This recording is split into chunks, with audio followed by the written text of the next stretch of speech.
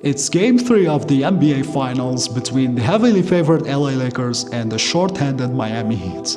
After leading by as many as 14 points in the third quarter, the Heat found themselves trailing in a do-or-die fourth quarter. On this out-of-bounds play, they could not get the switch they were looking for on this double screen, and Jimmy Butler surprisingly ignored Duncan Robinson, who was coming off this spin down for an open three.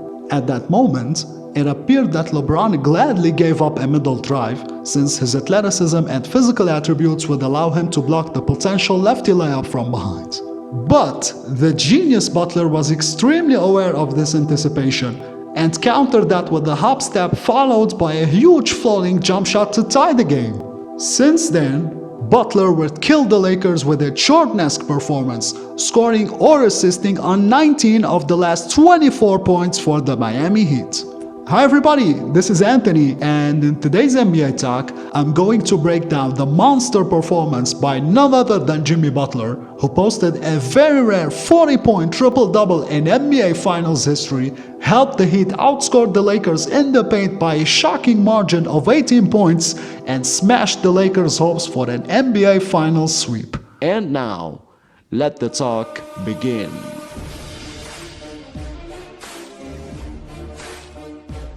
On the one hand, did you know that Jimmy Buckets scored half of the Heat baskets in the paint and about 60% of their points at the free throw line? With LeBron being the primary defender on him, he called for a pick and pop by Hero to get rid of him and attacked Danny Green with a change of speed after a miscommunication, since LeBron was initially going under both players to contain the drive, until Danny Green gave up the switch, and with it, an explosive drive resulting in a poster two-handed slam over none other than Anthony freaking Davis. Hero's gravity on the perimeter forced other switches as well, and the best way for Butler to take advantage of his size and strength near the basket was the post-up. On this play from the third quarter, all he had to do was get out of Green's body with his left arm, and Green couldn't but foul him to prevent the easy basket.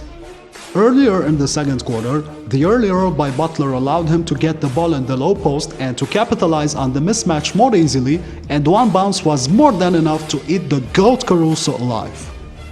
In Game 3, Butler was dominant in the post, even against a slightly bigger defender in Markieff Morris, and considering the wingspan disadvantage, Butler didn't spin to the baseline to avoid the block from behind. Instead, he created space with a very long hop step and beat the shot clock with a ridiculous Michael Jordan fall-away jumper. Wow! Green's defense on Butler was a nightmare for the Lakers, and you can clearly see how foolishly he left him on this fake handoff and gave up a middle drive that cost his team 2 free throws. And even when he didn't make such a deadly mistake, Butler wisely created space for another easy scoring opportunity with a wide second step and a little fadeaway, both of which reminded me of Luka Doncic.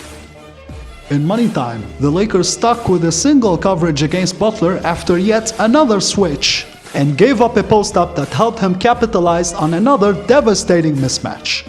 But because of LeBron's ability to close the gap and to surprise him from behind, Butler did not spin to the baseline and stayed away from him by taking just a short hop step that was enough to make a much-needed fadeaway over the shorter KCP.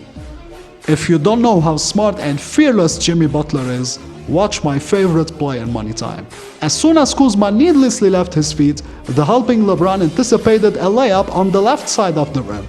But Butler wisely managed to beat the block attempt with a double clutch that moved the ball to the right side, drew contact, and earned him a huge pair of free throws. In clutch time, although he got the switch with little time on the shot clock, Butler earned another pair of free throws with a go-to move that had resulted in a layup in the first half, as he took advantage of the space on his right after going left with a strong spin move that prevented KCP from staying in front and forced him to make Butler earn the points at the line.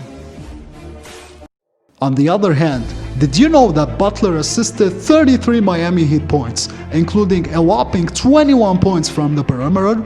So let's break down some of his best dishes. Just watch how he schooled LeBron on his pick and roll, as he made him think he would go middle, then change direction with a behind-the-back move.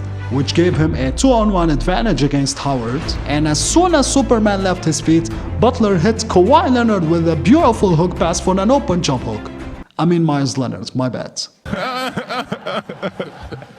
Although Duncan Robinson hasn't shot the ball well in these finals, his presence has been valuable for the Heat offense, and right here, he countered the overplaying defense by KCP, who prevented him from using the screen to get an open three with a backdoor cut for an easy layup off the glass.